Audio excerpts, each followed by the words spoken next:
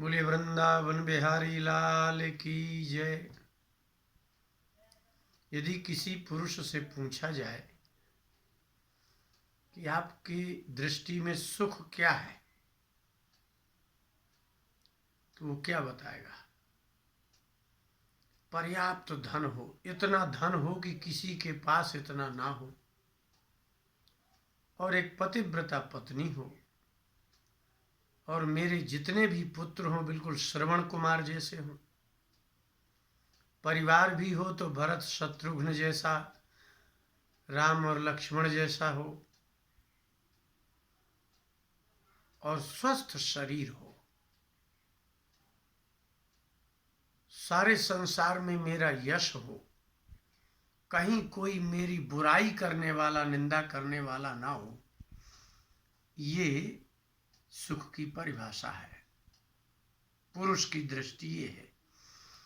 और ठीक यही दृष्टि किसी स्त्री से पूछा जाए कि सुख क्या है, तो बाकी सब वही है।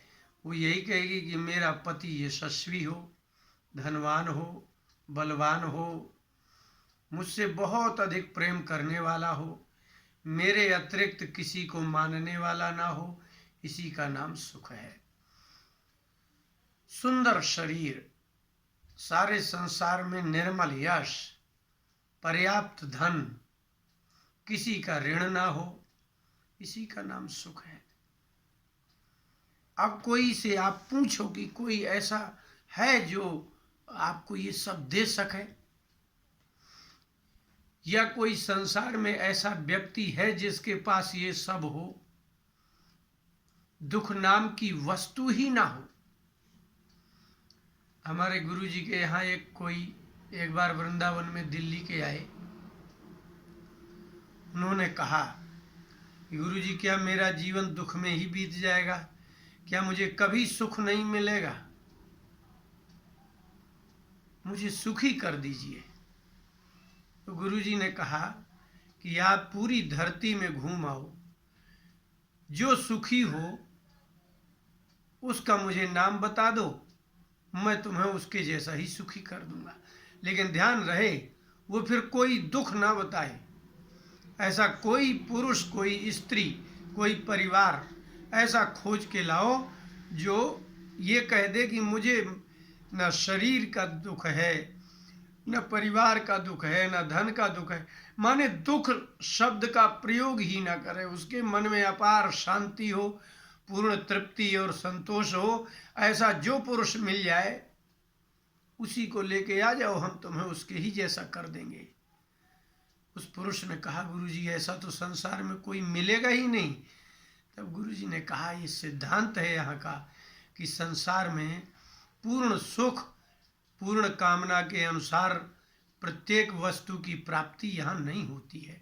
कुछ ना कुछ तो सहन करना ही होगा, किसी ना किसी की कमी सहन करना होगी। लेकिन आश्चर्य है कि संसार में कोई सुखी नहीं हो सकता। इसके बाद भी तुलसीदास जी ने हनुमान चालीसा में एक अद्भुत बात लिखी। हनुमान जी से कहा कि सब सुख लहै तुम्हारी सरना, तुम रक्षक काहू को डरना। तुलसीदास जी ने कहा कि हे हनुमान जी, यदि आप किसी के रक्षक हैं, जो आपकी शरण में आ जाए उसी के आप रक्षक होंगे।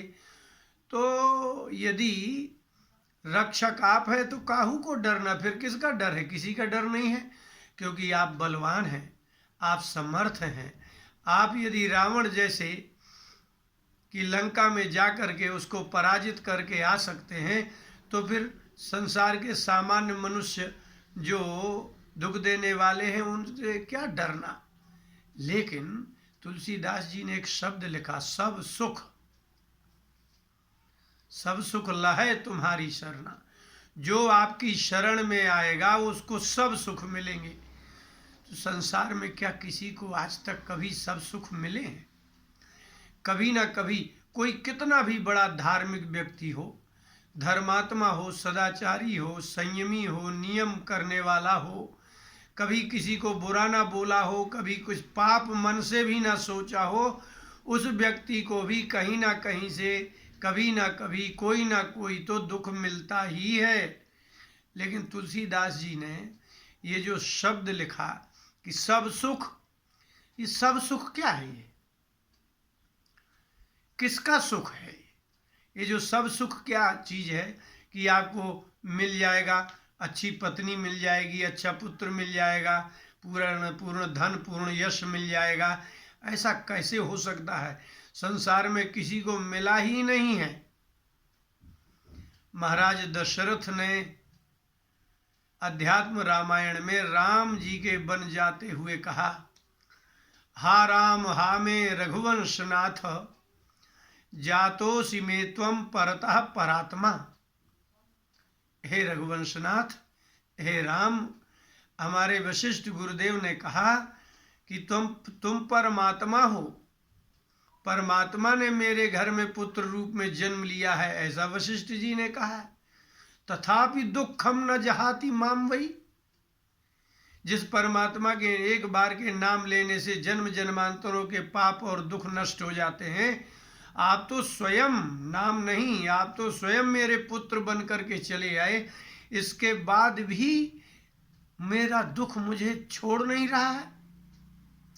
ऐसा लगता है कि विधिर बलिया नीति में मनीषा, मेरी बुद्धि कह रही है कि ये विधाता का बलवान ही विधान है, इसलिए जब विधान ही बलवान है तो मेरे साथ जो होना था हो रहा है। परमात्मा भी आपका पुत्र बन के आ जाए, आपकी ही बात मानता हो, आपके अनुकूल चले। भगवान के अलावा कौन इतनी अनुकूलता कर सकता है जितनी भगवान ने की, कि उनने कहा 14 वर्ष वनवास जाओ तो चले गए। आज तक कभी किसी बुरे व्यक्ति की भी बुराई ना की हो, भगवान के अतिरिक्त कोई है ही नहीं। वो भी पुत्र बन जाए तो भी संसार में सुख नहीं मिलता है। महाराज दशरथ की ये घोषणा है। अच्छा, जन्म मृत्यु जरा व्याधि दुख दोषानुदर्शनम, ये आपका संसार में मृत्यु होना, वृद्धावस्था होना, धन की कमी हो जाना, शरीर का रोगी हो जाना, ऋण हो जाना, ये सब दुख तो होना ही होना है। फिर तुलसीदास जी किस बात के लिए कह रहे हैं कि सब शुक्ल है तुम्हारी शरणा? वो भी सारे सुख का क्या तात्पर्य है? तो जब तक आपको शरीर में ज्ञान नहीं होगा, बुद्धि में, तब तक आपको किसी प्रकार का सुख का अनुभव नहीं होगा। ज्ञान के अतिरिक्त कोई साधन नहीं है कि अंतःकरण में ये प्रतीति हो जाए कि मैं सुखी हूँ, मैं संतुष्ट हूँ। संतोष एक धन है, संतोष एक भक्ति है, तृप्ति, वासना का नाश होना, ये ज्ञान के अतिरिक्त क्या है? ज्ञान का फल है सब सुख। हनुमान जी ज्ञानिनाम अग्रगण्य हैं, ज्ञानियों में श्रेष्ठ हैं। तो जो उनकी शरण में जाएगा तो वो क्या देने वाले हैं हनुमान जी? ऐसा कौन सा सुख देंगे? क्या दुनिया का सबसे बड़ा धनवान बना देंगे? क्या दुनिया का उनके पुत्रों को सतपुत्र बना देंगे? वो क्या कर देंगे हनुमान जी की कोई जीव? वो एक बात करेंगे, एक अद्भुत बात है, उसको सुखी सब प्रकार से सुखी करने का साधन ये कि ये ज्ञान करा देंगे कि संसार में कभी तुम्हें सुख नहीं मिलेगा। एक दूसरा ज्ञान ये कराएंगे कि भगवान के शरण में जाने के अतिरिक्त जीव कहीं सुखी नहीं होता। ये दो बातें ज्ञान करा देंगे। हनुमान चालीसा में ही उन्होंने कहा, तुलसीदास जी ने, कि हाँ, राम रसायन तुम्हारे पासा। जैसे कोई व्यक्ति रोगी होता है तो उसको क्या दिया जाता है? शारीरिक क्षमता की वृद्धि करने के लिए रसायन बनाया जाता है। रसायन का मतलब है ऐसी औषधियाँ दी जाएं जो शरीर में रक्त और वीर्य बल वृद्धि करे और उसको शरीर में रोग प्रतिरोधक क्षमता बढ़ाने के लिए औषधि होती है, उसका नाम रसायन है। यदि भगवान की शरण में जाना है, सब सुख प्राप्त करना है, तो उसके पहले हे हनुमान जी, आपकी शरण में ही उसको आना चाहिए। क्यों? तो इसलिए कि आप ऐसी जगह ले जाएंगे जहाँ जीव का शरीर के प्रति, संसार के प्रति, संबंधियों के प्रति और सुख के प्रति मोह छूट जाएगा, और जैसे ही मोह छूटेगा तो सब सुख प्राप्त हो जाएंगे। कहाँ है हनुमान जी? मिलेंगे कहाँ? तो ये सब सुख कहाँ मिलेंगे? तो वो राम जी के पास है। हनुमान जी के पास नहीं है कुछ। हनुमान जी कुछ देते नहीं हैं। हनुमान जी उसी को देते हैं जो, क्योंकि वो तो रामचरित सुनबे को रसिया है ना। जो कोई उनको राम नाम सुनाए, राम संकीर्तन सुनाए और कोई रामचरित सुनाए, अब वो प्रसन्न हो जाएंगे। अगर आप राम जी के पास जाएं और हनुमान जी की आपने उपासना ना की हो तो आप राम जी के रहस्य को जान नहीं पाएंगे। तुलसीदास जी ने कहा कि आप तो दरवाजे में खड़े रहते हैं, राम द्वारे तुम रखवारे। आप राम जी के दरवाजे में खड़े हैं कि कोई ऐसा वैसा व्यक्ति न चला आए जिसने साधना ना की हो, जिसने साधन ना किया हो। वो राम जी को मान करके कोई दम्भी पाखंडी ना आ जाए। तो राम द्वारे तुम रखवारे, राम जी के दरवाजे में आप बैठे हुए हैं, लेकिन होत ना आज्ञा बिन पैसारे। आपकी आज्ञा के बिना तो आप किसी को राम जी के दरवाजे में, उनकी शरण में जाने के लिए कोई रास्ता नहीं मिलता है। अब समझ लीजिए कि हनुमान जी कौन है। अब ये हनुमान जी सब सुख कहाँ से लाएंगे? अभी ये क्या लिखा है कि राम द्वारे तुम रखवारे। अभी राम जी की रक्षा कर रहे हैं वो, कि कोई राम जी को दुखी ना करे। राम जी का स्वभाव है कि मांगने वाले को खाली हाथ नहीं लौटाते। तो मांगने वाले की पात्रता देखने के लिए हनुमान जी राम जी के दरवाजे में खड़े हैं। ये अगर ये देने लायक होगा तो दिया जाएगा, अन्यथा भगा दिया जाएगा। लेकिन जब वह अति प्रिय हो जाता है तो तुम रक्षक काहू को डरना। हनुमान जी उस व्यक्ति की रक्षा करने लगते हैं जो राम जी के शरण में जाने के लिए हनुमान जी की शरण में पहले जाएगा। तो उसको, उसके चित्त को देख लेते हैं, उसकी जिज्ञासा को देख लेते हैं, उसकी आतुरता व्याकुलता को देख लेते हैं कि वास्तव में इसको राम जी से मिलने की आशा है, इसको जिज्ञासा, आतुरता, व्याकुलता है। इसको कहीं अभी पत्नी में, पुत्र में, घर में, संसार के सुख में, इंद्रियों में आसक्ति तो नहीं है। यदि इंद्रियों में आसक्ति होगी, यदि भोग में आसक्ति होगी, संसार के सुख में आसक्ति होगी, उस व्यक्ति को राम जी के यहाँ ये प्रवेश करने नहीं देते। सब सुख का तात्पर्य यही है कि न संसार में जन्म होगा और न यहाँ दुख होगा। संसार के दुखों से मुक्ति का एकमात्र उपाय है कि जन्म ही ना हो। और जन्म ना हो, इसके लिए क्या करना चाहिए? इसके लिए तो भगवान ही है। वो राक्षसों को भी, दैत्यों दानवों को भी मुक्ति प्रदान कर देते हैं। आश्चर्य है ना। तो हनुमान जी बैठे हैं दरवाजे में, और दरवाजे में जब आप पहुंचेंगे तो वो रोक देंगे कि नहीं, जिसको अपने संसार के सुख की लालसा हो वो यहां ना आए, जिसको संसार में यशस्वी होने की लालसा हो वो यहां ना आए। तो राम जी के पास संसार के सुख की कामना वाले प्रवेश ना करें, क्योंकि राम जी ने तो खुद नहीं संसार का सुख लिया ना। तो भगवान ने धर्म का आचरण करके संसार के सभी सुखों का त्याग किया है। ऐसा ही कोई व्यक्ति हो तब वो राम जी से मिले। अगर वह व्यक्ति हनुमान जी की शरण में जाता है तो वो उसकी परीक्षा ले लेते हैं। देखिए, उन्होंने एक बात बताई है, संक्षेप में ही है हनुमान चालीसा, लेकिन बड़ी दिव्य बातें हैं। हनुमान जी ने विभीषण को बताया था कि तुमको राम जी की शरण में आना है तो कुछ करना होगा। उन्होंने कहा क्या क्या हमें, विभीषण बोले क्या कभी भगवान हमें स्वीकार करेंगे? हनुमान जी ने कहा हाँ स्वीकार करेंगे। करहीं सदा सेवक पर प्रीति। भगवान राम अपने भक्तों पर बहुत प्रेम करते हैं। उसमें लिखा है जुगुद विभीषण सकल बताई। उसमें लिखा है रामचरितमानस के सुंदरकांड में कि विभीषण जी ने हनुमान जी को युक्ति बताई सीता जी से मिलने की, लेकिन जब आने लगे, हनुमान जी विदा होने लगे, वहाँ से विभीषण के पास से, तो बताए थे कुछ वो, तो जो बताया है वो तो ठीक है, लेकिन तुलसीदास जी ने लिखा कि तुम्हारो मंत्र विभीषण माना।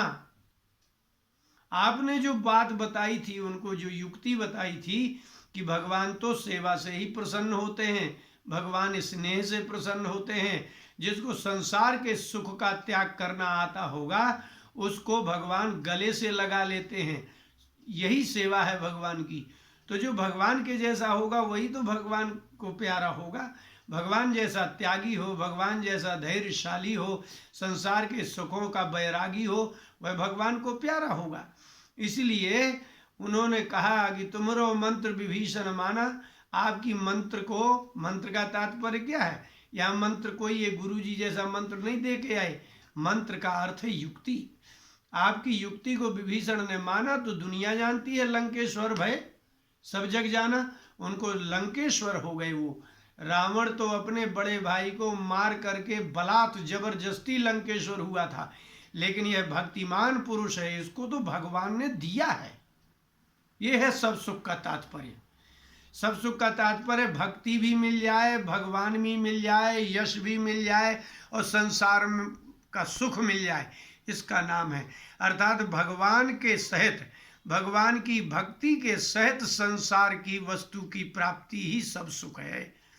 संसार से प्राप्त तो दुख होना ही होना है, शारीरिक दुख भी होगा, पारिवारिक दुख भी होगा, किंतु सब सुख का तात्पर्य यही है। तो हनुमान जी के शरण में जब कोई जाएगा तो उनके पास एक राम रसायन है।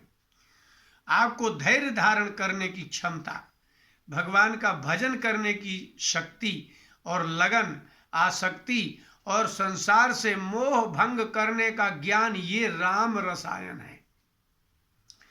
ज्ञान ही तो राम रसायन है और वह ज्ञान हनुमान जी देते हैं। जब वो ज्ञान उसको दे देंगे तो वो ज्ञान हनुमान जी के पास है, क्योंकि वो ज्ञानी नाम अग्रगण्य है। संसार में जितने ज्ञानी हैं उनमें वो अग्रणी है। वो राम रसायन तुमरे पासा, सदा रहो रघुपति कर दासा। राम रसायन होने के कारण भगवान के पास वो रह रहे हैं। जो भगवान का नहीं है वो भगवान के पास नहीं रह सकता। जिसको आप प्रेम नहीं करते वो भला वो आपके पास कैसे रह सकता है? इसका तात्पर्य ये है। सब सुख का तात्पर्य ये तो है कि संसार में आपको अच्छी पत्नी, पुत्र, धन, परिवार, यश मिल जाए, लेकिन ये वो सुख हैं जिनके इन सुखों को प्राप्त करने के लिए पहले दुख उठाना पड़ेगा, फिर इन सुखों की सुरक्षा करने के लिए अंत में दुख उठाना पड़ेगा। ये सब सुख नहीं कहा जाता। सुख उसे कहते हैं जिसके आदि में दुख ना उठाना पड़े और जिसका अंत दुखदाई ना हो, उसको यहाँ सुख कहा जाता है। इसलिए सब सुख का तात्पर्य है भक्ति, क्योंकि भक्ति में सारे सुख हैं। अब बताइए, आप सुंदर रूप देखना चाहते हैं संसार का, भगवान से सुंदर कौन है? आप सब में संसार में आपका यश हो जाए तो भगवान का भक्त होने के बाद सारे संसार में यश हो जाएगा। आज तुलसीदास जी कोई बहुत बड़े धनवान थे क्या? कोई बहुत बड़े कथावाचक रहे क्या? लेकिन उनका यश कहाँ नहीं है? सबके घरों में, सबके हृदय में प्रवेश है उनके शब्द। तो इसलिए संपूर्ण यश भगवान के भक्त को प्राप्त होता है। संपूर्ण धनवानों की सेवा भगवान के भक्तों को प्राप्त होती है और संपूर्ण ज्ञान भगवान के भक्त को ही होता है। और शरीर छोड़ने के बाद कभी इस संसार में नहीं आना, इसी का नाम सब सुख है। और वो है हनुमान जी की शरण में जाइए, हनुमान जी प्रसन्न हो जाएं तो भगवान के दरवाजे में वो खड़े रहेंगे, वो आपको भगवान की शरण में पहुंचा देंगे। लेकिन अब हनुमान जी को प्रसन्न करने का क्या साधन है? वो ये है, रामचरित सुनबे को रसिया। आप उनको भगवान के चरित्र सुनाइए, लेकिन शुद्ध हृदय से सुनाइए, शुद्ध चरित्र सुनाइए। वो धन की दृष्टि से, लोभ की कामना की दृष्टि से नहीं। आप भगवान हनुमान जी, आप किसी को, जनता में किसी को भगवान के चरित्र मत सुनाइए। किसको सुनाएं? हनुमान जी को सुनाइए। आप उनके पास बैठिए, उनको रामायण हृदय से सुनाइए। इसलिए रामचरित सुनबे के रसिया हैं वो। अगर उस जो जिसका रसिया होता है, जब उसको वो वस्तु प्रदान की जाती है तो प्रसन्न होकर के आपको भी कुछ न कुछ देंगे। संसार सुनाने लायक नहीं है। संसार में आप कोई कथा सुनाओ तो दूसरे लोग उसका दूसरा अर्थ निकाल लेंगे, लेकिन आप जब हनुमान जी को राम कथा सुनाएंगे तो हनुमान जी वही अर्थ निकालेंगे जो तुलसीदास जी ने राम जी के लिए, हनुमान जी के लिए जो जो जहाँ जहाँ कहा है, जैसा हनुमान जी उसको सही समझेंगे। तो आप भगवान की कथा हनुमान जी को सुनाइए। जब आप संसार को सुनाने जाते हैं तो ये संसार के लोग आपकी सुनने के बाद फिर आपको ही बुरा बुरा सुनाने लगेंगे। संसार के लोग अपनी बुद्धि लगा करके ये कहने लगे इसका ऐसा अर्थ तो नहीं होता, इसका अर्थ तो ऐसा था, उनने ऐसा अर्थ किया। तो हनुमान जी को भगवान की कथा में दोष नहीं दिखाई देता और संसार के लोगों को भगवान की कथा में गुण नहीं दिखाई देता। संसार के मनुष्य गुण ग्रहण करने की, संसार के मनुष्य में शक्ति बहुत कम होती है और हनुमान जी में दोष ग्रहण करने का बिल्कुल दोष नहीं है। इसलिए हनुमान जी को कथा सुनाइए। वो रामचरित सुनवे के रसिया हैं और फिर एक और उनसे अच्छा श्रोता कौन होगा बताइए। राम लखन सीता मन बसिया, जिनके हृदय में राम लक्ष्मण और जानकी जिनके हृदय में निवास कर रहे हों, वो जितने अच्छे से कथा सुनेंगे, वो भला संसार के अज्ञानी, लोभी, कामी, क्रोधी, वासना से भरे हुए मनुष्य राम की कथा में गुण नहीं दोष देखेंगे। इसलिए अगर कथा ही सुनानी है तो राम कथा हनुमान जी को सुनाइए, ये तात्पर्य है। इसलिए भक्तों को ही कथा सुनाना चाहिए और भगवान के भक्तों को सुनाना चाहिए। और भगवत स्वरूप जो हनुमान जी हैं उनको आप राम कथा सुनाइए। अगर आपको बैठे बैठे सब कुछ ना मिले तो कहना, क्योंकि उसमें लिखा ही है सब शुक्ल है तुम्हारी शरण। जो हनुमान जी की शरण में जाकर के राम कथा सुनाएंगे और वो राम रसायन आपको प्रदान करेंगे, संसार के सारे दुख एक दूर खड़े हो जाएंगे और आपको आत्मक ज्ञान होगा, भक्ति प्राप्त होगी, भगवत प्राप्ति होगी और आप सर्वदा के लिए संसार से मुक्त हो जाएंगे। इसी का नाम है सब सुख। ये है सब सुख। और बाकी तो संसार में तो जितने दुख हैं वो सभी लोग भोग ही रहे हैं। इसलिए भगवान की कथा भक्तों को ही सुनाना चाहिए, अन्य किसी को सुनाने योग्य नहीं है। बोले वृंदावन बिहारी लाल की जय।